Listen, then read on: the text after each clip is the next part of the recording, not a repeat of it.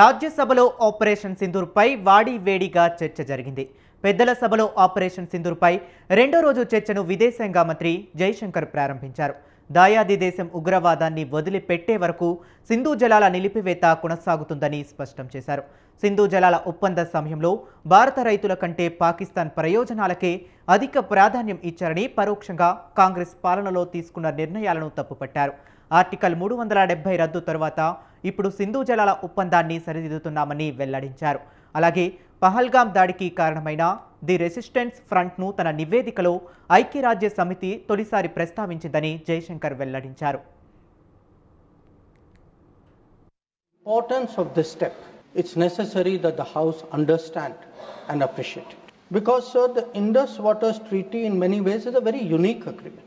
I cannot think of any agreement in the world where a country has allowed its major rivers to flow to the next country without having rights on that river. So it was an extraordinary agreement.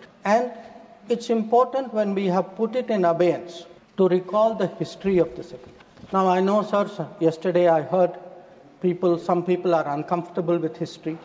They prefer that historical things are forgotten. Maybe it doesn't suit them, they only like to recall some things.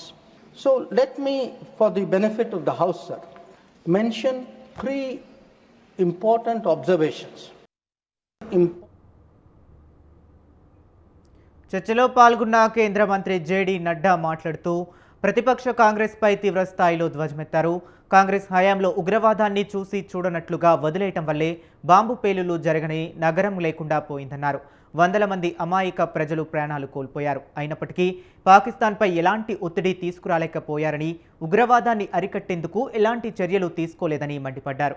దేశ భద్రతకు సంబంధించిన విషయాల్లో మోదీ ప్రభుత్వం కఠిన వైఖరి అవలంబిస్తుందని నడ్డా పేర్కొన్నారు. Russia में Shanghai cooperation organisation की डायलॉग शुरुआत हुई, ये इसके बाद है, ट्राइडेंट के बाद। और हमारे विदेश मंत्री जी ने इससे पहले स्टेटमेंट में बताया है कि 2009 में 2008 में घटना घटी थी, 3 महीने बाद 2009 के जनवरी फरवरी में शायद ब्रिक्स में जिक्र तक नहीं हुआ इतने बड़े अटैक का। There was no discussion on, no reference to it. उसी तरीके से इजिप्ट में 2009 में शर्म अल शेख में संयुक्त बयान दिया गया। शर्म अल शेख क्या शर्मनाक बयान, शर्म अल शेख में शर्मनाक बयान। और क्या किया, भारत के अंदर टेररिज्म को बलूचिस्तान के साथ जोड़ दिया और हम पार्ट एंड पार्सल बन गए, इक्वल्स पर आकर के खड़े हो गए। Both leaders agreed that the terrorism is a main threat to both countries.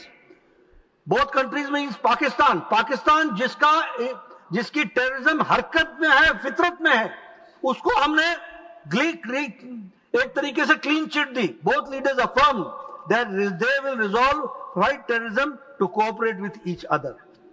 ये किस तरीके से चलता रहा उसका एक छोटा सा नमूना मैंने, क्योंकि हम पहलगाम को देखिए, अगर हम सिर्फ एक टुकड़े में समझने का प्रयास करेंगे नहीं होगा, हमको समझना पड़ेगा क्रोनोलॉजिकल ऑर्डर के तरीके से कि घटनाएं कैसे कैसे देश में चलती रही और पॉलिटिकल लीडरशिप कैसे कैसे रिस्पॉन्ड करती रही, इसको समझना पड़ेगा और इसको ध्यान में लेना पड़ेगा। और उस समय बलूचिस्तान पर अदर एरियाज पर प्राइम मिनिस्टर ने क्या कहा, said that India was ready to discuss issues with Pakistan including the outstanding issues. अब ये पॉलिटिकल लीडरशिप है और एक political leadership prime minister Modi की है, जिसने कहा है टेरर और टॉक्स एक साथ नहीं चलेंगे। इसको हमको समझना। 2009 रशिया में సమాజ్వాదీ ఎంపీ జయా బచ్చన్ పహల్గామ్ ఘటన ఇంటెలిజెన్స్ వైఫల్యంగా పేర్కొన్నారు. కేంద్రం 370 ఆర్టికల్ రద్దు చేసిన సమయంలో కాశ్మీర్లో ఉగ్రవాదాన్ని పూర్తిగా నిర్మూలించామని కేంద్ర పెద్దలు చెప్పుకున్నారన్నారు.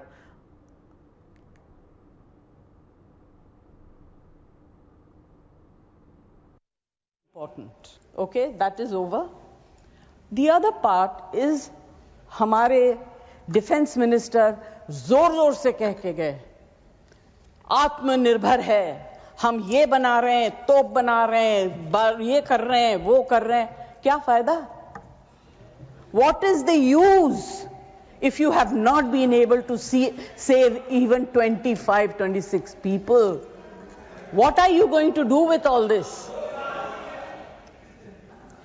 Basic humanity होनी चाहिए. गोला बारूद से कुछ नहीं होगा. No dispute can be solved with violence alone. Be compassionate. You should have shown humility. And sir, I'm sorry to say that this is one department where you are very poor. I'm not talking about anything else. I have great respect for Rajnath ji. अभी आपके बारे में मंत्री जी मैं कुछ कह नहीं सकती, मेरा हाथ बंधा हुआ है. नहीं कहना तो चाहती हूं, मगर मैं नहीं कह सकती, वो जानते हैं क्यों. जया जी कंक्लूड कीजिए सर, प्लीज. कल डेरेक ने एक बहुत अच्छी बात कही थी. The weaker the argument, the more aggressive the body language. It's fantastic. I will finish.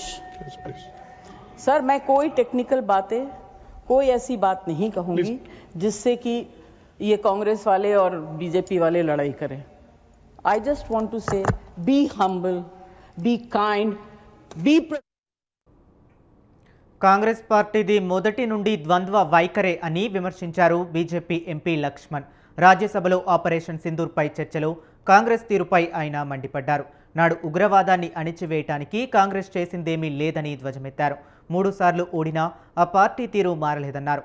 ఇది సరికొత్త భారతదేశమని, ఉగ్రవాదాన్ని ఉపేక్షించే ప్రసక్తే లేదని తేల్చి చెప్పారు లక్ష్మణ్.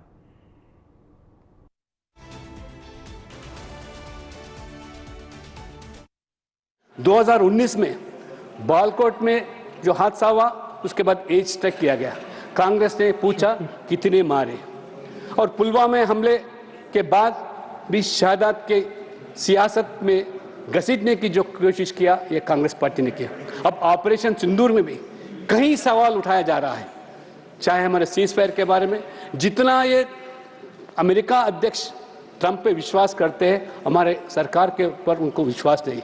हमारे लोकतंत्र के माध्यम से जो 3 बार हमारा मोदी जी ने जीतकर, लोकतंत्र के माध्यम में लोगों का दिल जीतकर आज हासिल किया सरकार, उनके ऊपर विश्वास नहीं, सरकार के ऊपर विश्वास नहीं. और हमारे विदेशी मंत्री आंकड़े के साथ जब बताने के बावजूद भी ये नहीं मानते.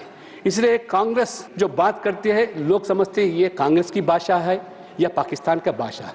जब टीवी हम देखते हैं, बाकी पाकिस्तान के जो डिबेट में देखते हैं, उसी भाषा को almost they have become a little spokesperson of Pakistan, ऐसे भाषा वो बात करते रहते हैं. इसलिए आज ये